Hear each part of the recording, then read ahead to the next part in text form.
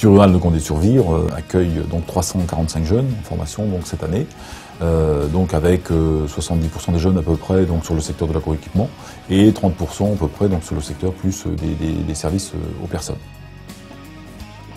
Ici, c'est une équipe d'une trentaine de personnes, avec donc une quinzaine de formateurs qui interviennent donc dans l'ensemble des actions de formation que nous dispensons.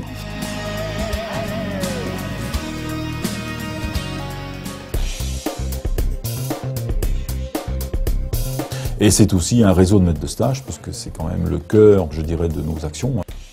On a à peu près 1700 maîtres de stage référencés donc sur l'ensemble du bassin qui nous intéresse, c'est-à-dire tout le département de la Manche.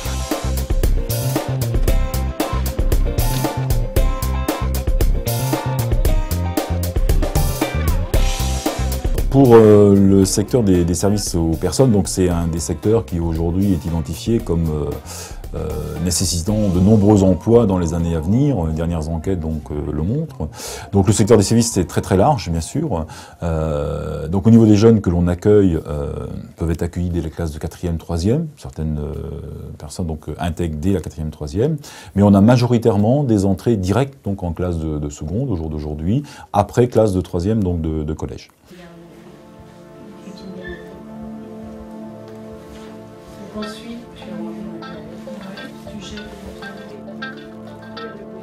Ce sont donc des jeunes, principalement des jeunes filles, qui sont motivées par tout le secteur de la petite enfance.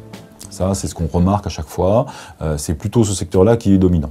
Donc nous, ce qu'on essaye de faire au travers de leur parcours, donc en bac professionnel et BUP, c'est effectivement de faire découvrir l'ensemble du secteur.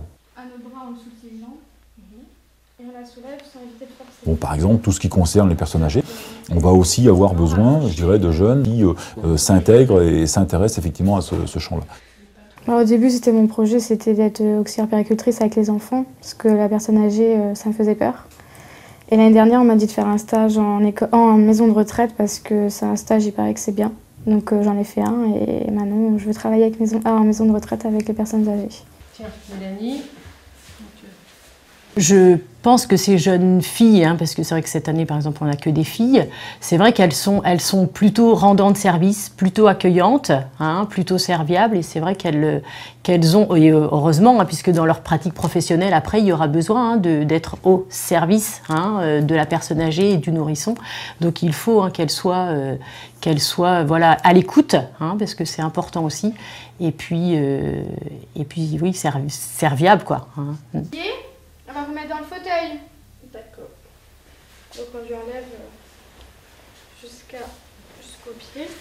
Cette formation leur convient parce que justement on a cette alternance en fait de stages, donc elles ont des structures qu'elles choisissent, école maternelle, crèche, maison de retraite, et en cours on essaye aussi de toujours créer un lien entre ce qu'elles vivent en stage et les matières scolaires, ici, les matières professionnelles. Donc c'est vrai qu'on essaye toujours de créer ce lien entre les deux, et c'est justement cette motivation du stage qui crée la relation avec l'école, quoi. Tranquillement s'y rendre. N'hésitez pas à en parler, peut-être que ça va être propice. Nos élèves de seconde, dans un parcours Bac Pro 3 ans, sont 16 semaines à l'IREO, et le reste du temps sont en stage. Donc on a 22 semaines de stage en classe de seconde, et du coup elles se forment petit à petit à cette expérience. Conseil général du Calvados. Parcours Bac Pro 3 ans, on a une échelle de compétences à obtenir, parce qu'il s'agit avant tout d'un diplôme professionnel.